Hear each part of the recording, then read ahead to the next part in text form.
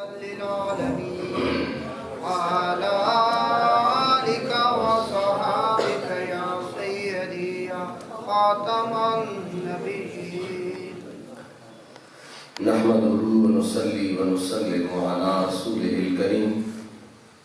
أما بعد فأعوذ بالله من الشيطان الرجيم. بسم الله الرحمن الرحيم. حافظوا على الصلوات والصلاة الوسطى وقوموا لله قانتين.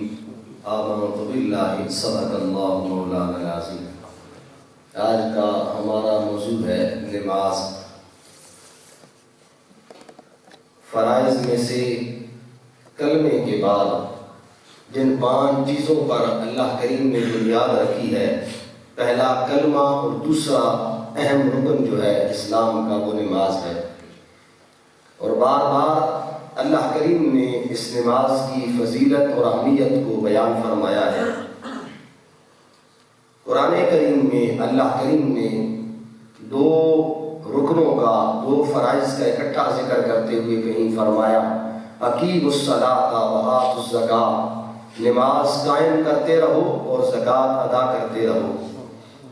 اور کہیں اللہ کریم نے فرمایا حافظوا علی الصلوات والصلاۃ الوسطیٰ، کہ اے لوگو 5 نمازوں کی حفاظت کرو اور خصوصاً درمیان والی نماز کی حفاظت کیا کرو، اور وہ عصر کی نماز ہے. وقوموا للہ قانتین، عاجزی اور انکساری کے ساتھ اپنے رب کی بارگاہ میں حاضر ہو جایا کرو. اور نبی کریم صلی اللہ علیہ وآلہ وسلم نے فرمایا ان اول ما یحاسب به العبد الصلاۃ، اور میں سب سے پہلے قیامت والے دن جس چیز کے بارے میں سوال کیا جائے گا، حضور نے فرمایا وہ نماز ہے. نماز کے بارے میں سب سے پہلے سوال کیا جائے گا. اور باقی سارے فرائض جو ہے نا، وہ روزہ ہو، وہ زکوٰۃ ہو، وہ حج ہو، سب کے بارے میں ایک سوال ہوگا. لیکن یہ نماز ایک ایسا رکن ہے جس کے بارے میں 2 مرتبہ سوال ہوگا. پہلا سوال ہوگا تو نے نماز کیوں نہیں ادا کی؟ میں کہوں گا مالک میں مصروف تھا، بھول گیا تھا، میں سویا ہوا تھا، بھول گیا تھا. اب رب فرمائے گا ٹھیک ہے اس وقت تو نے چھوڑ دی ہے. دوسرا سوال پھر ہوگا کہ اگر تو نے چھوڑ دی تھی، تیرے پاس اس وقت وقت نہیں تھا، تو ٹائم نہیں نکال سکا ہے، دوسرا سوال ہوگا نماز کے متعلق تو نے نماز کی قضا کیوں نہیں کی، بعد میں اسے ادا کیوں نہیں کیا اگر پہلے رہ بھی گئی تھی.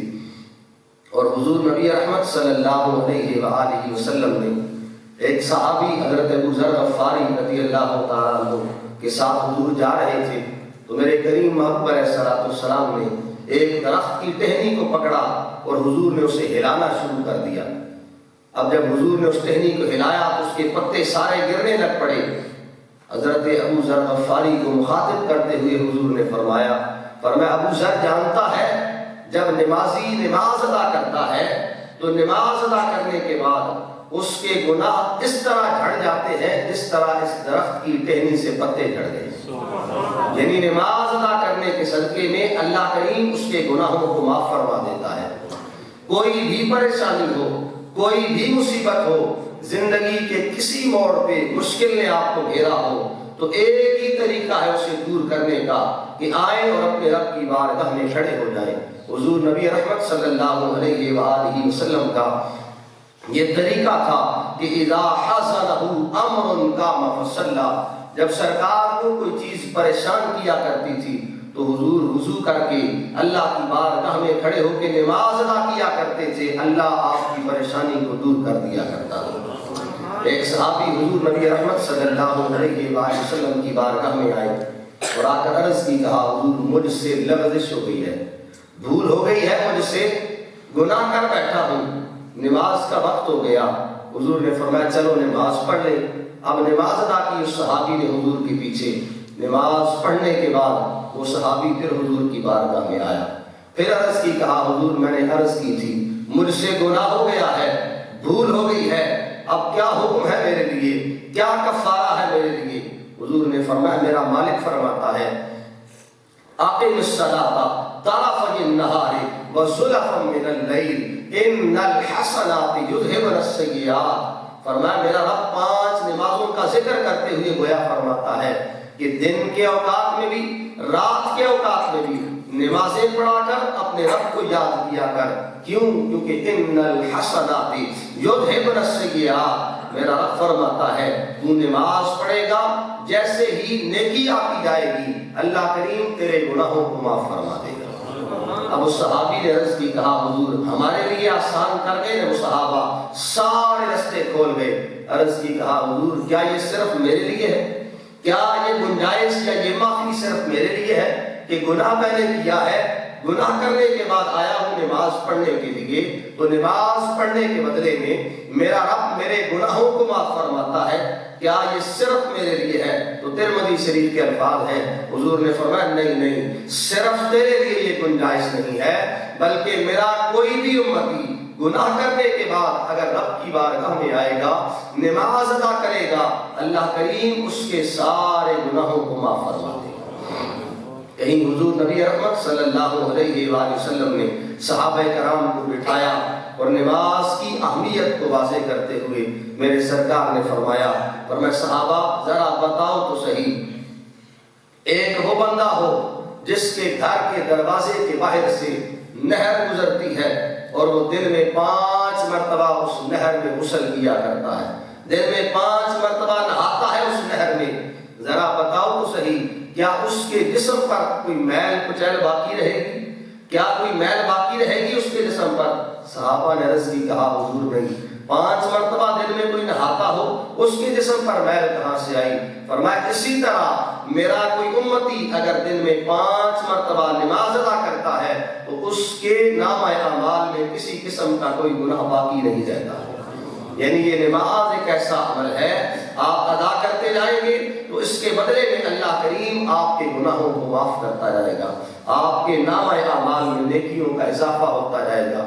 اکیلے نماز پڑھ رہے ہیں، ایک نماز کا ثواب ہے، وہی نماز مسجد میں آ کے اگر آپ جماعت کے ساتھ ادا کرتے ہیں تو وہی ایک نماز جو آپ نے کہیں اور بھی پڑھنی ہے تو پڑھنی ہے، جہاں بھی آپ نے بھی پڑھنی ہے تو پڑھنی ہے، لیکن جماعت کے ساتھ ادا کریں گے تو اسی ایک نماز کا ثواب 27 نمازوں کے مطابق ادا کیا جائے گا.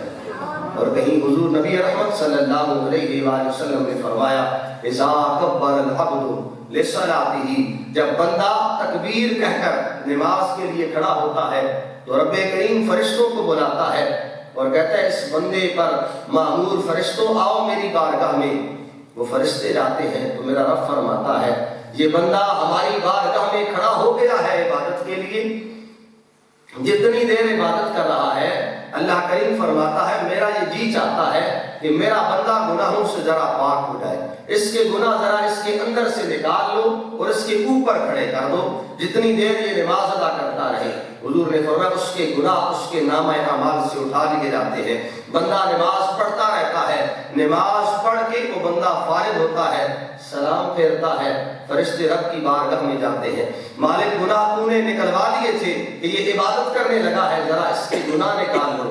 اب کیا پھر اس کے نامہ اعمال میں گناہ ڈال دیے جائے؟ تو میرا رب فرماتا ہے نہیں، فرشتوں میرا کرم مجھے یہ کہتا ہے کہ میں بندے کو معاف کر دوں. وَقَدْ غَفَرْتُ اللَّهُ خَطَايَاهُ، اللہ کریم فرماتا ہے تحقیق در تحقیق ہم نے اس بندے کے پہلے گناہوں کو معاف فرما دیا.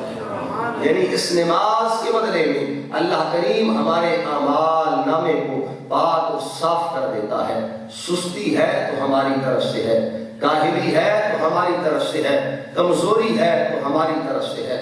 حضور نبی رحمت صلی اللہ علیہ وآلہ وسلم نے فرمایا سنو اللہ کا قرآن کہتا ہے فویل للمصلین الذین هم عن صلاتهم ساہون، وہ لوگ جو بے نمازی ہیں ان کا تو ٹھکانہ ہی پتہ نہیں کہاں، لیکن یہ وہ بندہ جو نماز میں سستی کرنے والا ہے، ادا کرتا ہے لیکن سستی کرتا ہے، یا تو وقت گزار کے ادا کرتا ہے یا نماز پڑھتا ہے اور اسے کسی قسم کا کوئی خیال کوئی نہیں ہوتا ہے، بس آتا ہے سجدے کیے ہیں چلا گیا ہے، نہیں پتا ہے کیا ادا کیا ہے کیسے پڑھا ہے. فرمایا فویل للمصلین، ان نمازیوں کے لیے ہلاکت ہے، الذین هم عن صلاتهم ساہون، وہ لوگ جو اپنی نماز میں سستی کیا کرتے ہیں، کمی بیسی رکھا کرتے ہیں نماز کے اندر، ان کے لیے ہلاکت ہے. اب اس بندے کے لیے تو ہلاکت بیان کی گئی قرآن میں جو نماز پڑھتا ہے مگر سستی اختیار کرتا ہے تو بے نمازی کا کیا؟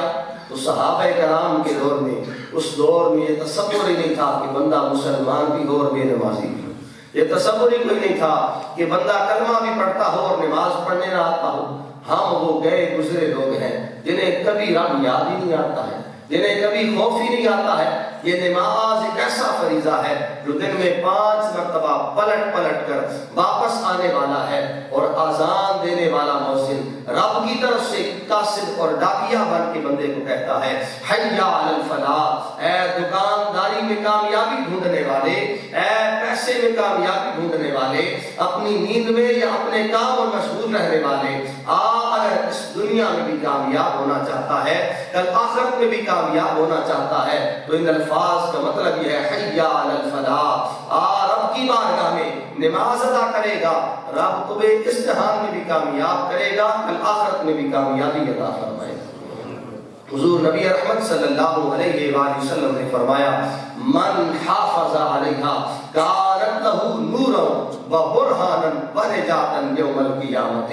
کہ جو بندہ نماز کی حفاظت کر گیا ہے، نماز کو ادا کر گیا ہے، باقاعدگی سے ادا کر گیا ہے، اور اس کی حفاظت کرتے ہوئے اس نماز کے اعمال پہ پورا اترا ہے، فرمایا یہ نماز کوئی خالی نہیں چھوڑے گی اسے، بلکہ کانت لہ نورا، قبر میں اندھیرا ہوگا، یہ نماز اس کے لیے روشنی بن جائے گی.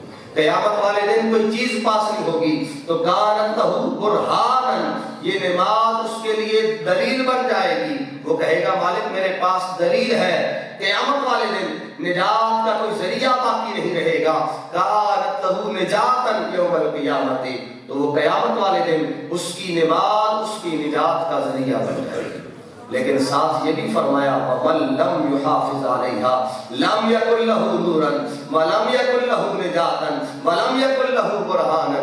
وہ بندہ جس نے نماز کو چھوڑ دیا ہے، نماز کی حفاظت نہیں کر سکا ہے، جس طرح حق تھا اسے ادا کرنے کا اسے ادا نہیں کر سکا ہے، تو فرمایا اس کے لیے کسی قسم کا کوئی نور نہیں ہوگا، اس کے پاس کوئی دلیل باقی نہیں ہوگی، اور فرمایا اس کے لیے قیامت والے دن نجات کا کوئی ذریعہ باقی نہیں رہے گا. حضور کے صحابہ حضور کی بارگاہ میں بیٹھے ہیں تو صحابہ کرام نے سوال کیا تھا حضور قیامت والے دن تو ساری امتوں کے لوگ جمع ہوں گے، آپ کیسے پہچانیں گے کہ آپ کا امتی کون ہے، کیسے معلوم ہوگا؟ تو حضور نے فرمایا یہ خاصہ ہے امت رسول صلی اللہ علیہ وآلہ وسلم کا کہ وہ ظاہری اعضاء جن کے ساتھ تم وضو کرتے ہو، ہاتھ ہے، پاؤں ہے، چہرہ ہے، بازو ہے. حضور نے فرمایا قیامت والے دن میرا وہ امتی جو باقاعدگی کے ساتھ وضو کرتا ہے، اس کے قیامت والے دن یہ وضو والے اعضاء چمک رہے ہوں گے، اور فرمایا جس کے اعضاء چمک رہے ہوں گے میں پہچان جاؤں گا کہ یہ میرا امتی ہے. اب اپنا حساب لگا لیں، سارا سال وضو کریں تو کس طرح اعضاء چمکیں گے، صرف 1 مہینہ وضو کریں تو کس طرح اعضاء چمکیں گے. جس کی روشنی مدھم ہوگی اس کا وہ مقام نہیں ہے. اسی وقت اعضاء چمکیں گے وضو والے جب ہم وضو کرنے والے بنیں گے، جب ہم نماز پڑھنے والے بنیں گے. سرکار ہماری پہچان اس وقت کرائیں گے جس وقت ہمارے وضو والے اعضاء چمک رہے ہوں گے. جو آتا ہی کبھی نہیں ہے، جو ہے ہی صرف جمعے والا، جو ہے ہی صرف رمضان والا، پھر اس کے کیسے اعضاء چمک رہے ہوں گے، کیسا اس کا روشن ہوگا منہ. تو اس لیے اپنے اعضاء چمکانے ہیں، نجات کا سبب بنانا ہے، اپنے آپ کو نماز کا پابند بنائیں، رب کی بارگاہ میں آتے رہیں، اس رب کو یاد کرتے رہیں. اور حضور نبی رحمت صلی اللہ علیہ وآلہ وسلم نے فرمایا سنو لوگو من الصلاۃ عماد الدین، فرمایا نماز دین کا ستون ہے. ستون کہتے ہیں تھم کو، پلر کو. اب یہ بلڈنگ ہے، چھت ہے، تھوڑی اور بلڈنگ بڑی ہوتی اس کو درمیان میں ستون دیے جاتے، تھم دیے جاتے. تھموں کے بغیر، ستونوں کے بغیر بڑی عمارت قائم نہیں رہتی ہے. حضور نے فرمایا چھت سارے کا سارا دین ایک چھت کی مانند ہے، اور اس چھت کے نیچے اگر کوئی ستون ہے تو وہ 5 وقت کی نماز ہے. فرمایا الصلاۃ عماد الدین، نماز دین کا ستون ہے. من اقامہا فقط اقام الدین، جس نے نماز کو قائم کیا ہے، ادا کیا ہے، وہ سمجھے اس نے دین کے ستونوں کو قائم کیا ہے. ومن ہدمہا فقد ہدم الدین، اور فرمایا جس نے دین کے ستونوں کو گرایا ہے، نماز کو چھوڑا ہے، وہ سمجھے اس نے سارے کا سارا دین چھوڑ دیا ہے، اس کے کھاتے میں باقی بچتا ہی کچھ نہیں ہے جس نے نماز چھوڑ دی ہے۔ اور نماز کا اعلیٰ مقام یہ ہے، حضور نبی رحمت صلی اللہ علیہ وآلہ وسلم نے فرمایا اعبد ربک کأنک تراہ، اور یہ عبادت کا سب سے اونچا درجہ ہے، یہ ولیوں کی، بڑے لوگوں کی عبادت ہے۔ حضور نے فرمایا اللہ کی عبادت ایسے کر، اعبد ربک کأنک تراہ، جیسے تم اپنے رب کو دیکھ رہا ہے، یعنی عبادت ایسے کر کہ تم اپنے رب کو دیکھ رہا ہے۔ یہ بڑے اعلیٰ قسم کی عبادت ہے، ایسی تو ہماری نہیں، لیکن فرمایا حضور نے پھر یہ بھی فَإِن لَمْ يَكُنْ يَرَاهُ فَإِنَّهُ يَرَاكَ، فرمایا اگر ایسے نہیں کر سکتا ہے تو پھر کم از کم یہ ضرور یاد رکھ جس وقت تو نماز پڑھ رہا ہو یہ تو خیال کر کہ تیرا مالک تجھے دیکھ رہا ہے، تیرا رب تجھے دیکھ رہا ہے کہ تم کیسے نماز ادا کرتا ہے۔ اور کہیں نہ کہیں پھر حضور نبی رحمت صلی اللہ علیہ وآلہ وسلم نے اس بات کی طرف بھی اشارہ فرما دیا کہ بے نمازی جو ہے اس کا دین داری کے ساتھ یا پیری فقیری کے ساتھ کوئی تعلق نہیں ہے۔ حضور نے فرمایا ثلاث من حافظ علیہن فہو ولی لی حقا، تین چیزیں ایسی ہیں حضور نے فرمایا جو ان چیزوں پر کاربند ہو گیا ہے وہ گویا اللہ کا پکا اور سچا ولی ہے۔ یہ حضور کا ارشاد ہے، میری کوئی بات نہیں۔ حضور نے تین چیزوں پر اپنے اپنے پیر اور ولی کو پرکھنے کا ایک زاویہ دے دیا ہے۔ اگر آپ پرکھنا چاہتے ہیں کہ آپ کا پیر درست ہے یا نہیں تو پھر ان تین چیزیں اپنے پیر میں تلاش کریں۔ پہلا الصوم، فرمایا پیر وہ ہے، ولی وہ ہے جو روزہ رکھتا ہو، والصلاۃ، ولی اور پیر وہ ہے جو نماز پڑھتا ہو، جو نماز ضائع کرتا ہے، نماز چھوڑ دیتا ہے، وہ پیر نہیں ہے، اسے ولی نہیں کہیں گے۔ ولی وہ ہے جو روزہ بھی رکھتا ہو، نماز بھی پڑھتا ہو، غسل الجنابۃ، اور اپنے آپ کو پاک صاف رکھ کے غسل جنابت کیا کرتا ہو، ملنگ دھڑنگ ہو اس کا کوئی تعلق نہیں ہے شریعت سے، نہ اس کے کپڑے صاف ہیں نہ اس کا چہرہ صاف ہے، اس نے طرح طرح کی زنجیریں گلے میں بھی ڈالی ہیں، ہاتھ میں بھی ڈالی ہیں، اور ہم سمجھتے ہیں یہ فقیر ہے۔ کوئی ضرورت نہیں ہے شریعت کو ایسے لوگوں کی۔ ہر وہ بندہ جو شریعت کے دائرے میں آتا ہے، شریعت کے طریقہ کار کے مطابق چلتا ہے، وہی اللہ کا ولی ہے۔ اور اگر آخری الفاظ میں بے نمازی کا انجام بڑے بڑے لوگوں کی زبانی سناتا جاؤں، سلطان بہو، سخی سلطان بہو، بہو صرف ہو کے لیے تو نہیں آئے تھے، صرف نعرے لگانے کے لیے یا ملنگی دھڑنگی کے لیے تو نہیں آئے تھے۔ حضرت سلطان بہو کا قول ہے، آپ لکھتے ہیں کہ جو بے نمازی ہے اس سے خنزیر بھی پناہ مانگتا ہے، سور بھی اس بندے سے پناہ مانگتا ہے جو بے نمازی ہے۔ تو اس لیے اگر پیر کو ماننے والے ہیں تو پھر اس کی بات کو بھی مانیں۔ صرف یہ نہیں ہے کہ وقت کا نعرہ لگانا ہے، آگے بڑھنا ہے، نہیں، شریعت اور طریقت پر عمل بھی کرنا ہے۔ شیخ عبد القادر جیلانی پیران پیر رحمت اللہ تعالی علیہ، آپ کا ارشاد گرامی ہے، آپ فرماتے ہیں بے نمازی اگر فوت ہو جائے تو اسے مسلمانوں کے قبرستان میں دفن نہ کیا جائے، اسے علیحدہ دفن کیا جائے تاکہ پتہ چلے کہ یہ نمازیں ضائع کرنے والا تھا۔ امام شافعی کا قول بڑا سخت ہے، وقت کے امام ہیں، امام شافعی فرماتے ہیں بادشاہ وقت کا یہ فریضہ بنتا ہے کہ جو بے نمازی ہے اسے قتل کرنے کا حکم دیا ہے، اور میں اسے زندہ رہنے کی اجازت بھی نہیں ہے کہ جو کلمہ بھی پڑھتا ہے اور نماز چھوڑتا ہے اور اسے قتل کر دیا جائے۔ امام اعظم ابو حنیفہ علیہ الرحمہ نرم سے نرم پہلو اپناتے ہوئے بھی آپ کا یہ قول ہے کہ بے نمازی کو جیل کے اندر قید کیا جائے، اسے قید رکھا جائے یہاں تک کہ وہ توبہ کرے اور واپس پلٹے نماز پڑھنے کی طرف۔ اس لیے صاحبو صرف اس مہینے میں نہیں، صرف ان دنوں میں نہیں، بلکہ سارا سال، ساری زندگی نماز اسی طرح فرض ہے جس طرح روزوں میں فرض ہے، کوئی علیحدہ فرض نہیں ہے۔ کہتے ہیں خاندانی بندہ روزہ رکھتا ہے تو خاندانی بندہ پھر نماز بھی پڑھتا ہے۔ روزہ آپ چھوڑ نہیں سکتے ہیں کہ میں پکے رکھتا ہوں، جس طرح روزہ فرض ہے اسی طرح نماز بھی فرض ہے، سارا سال فرض ہے، روزہ ایک مہینے اور نماز سارا سال دن میں 5 مرتبہ فرض ہے۔ اپنے فرائض کو پورے کریں، جو رہ گئے ہیں ان کی کی قضا کریں، رب کی بارگاہ میں معافی مانگیں۔ اللہ کریم ہم سب کے گناہوں کو معاف فرمائے۔ وآخر دعوانا الحمدللہ رب العالمین۔ اللهم صل على سيدنا ومولانا محمد وعلى آل سيدنا ومولانا محمد وبارك وسلم وصل عليه۔ اللهم انت السلام ومنك السلام تبارك يا ذا الجلال والإكرام۔ الہ العالمین، نماز فجر کو اپنی بارگاہ میں قبول فرما۔ مالک کہے گئے الفاظ کے مطابق عمل کرنے کی توفیق عطا فرما۔ اپنی نمازوں کی حفاظت کرنے کی توفیق عطا فرما۔ ہمیشہ یہ سر اپنی بارگاہ میں جھکانے کی توفیق عطا فرما۔ یہ جوڑیاں، یہ ہاتھ اپنی بارگاہ میں مانگنے کے لیے پھیلانے کی توفیق عطا فرما۔ الہ العالمین، غیروں کے در سے ہمیں محفوظ کرا، اپنے در کا بندہ بنا۔ خالص اور خلوص نیت کے ساتھ ہمیشہ عبادتیں کرنے کی توفیق عطا فرما۔ اس نیکی کا ثواب ہم اپنے والدین کو پہنچاتے ہیں، ہمارے والدین کی مغفرت فرما۔ ہمارے عزیز و اقارب اور والدین کے درجات میں بلندیاں عطا فرما۔ ہمیشہ قرآن سیکھنے، قرآن کے ساتھ محبت کرنے کی توفیق عطا فرما۔ صلی اللہ تعالی علی رسولہ خیر خلقہ محمد وعلی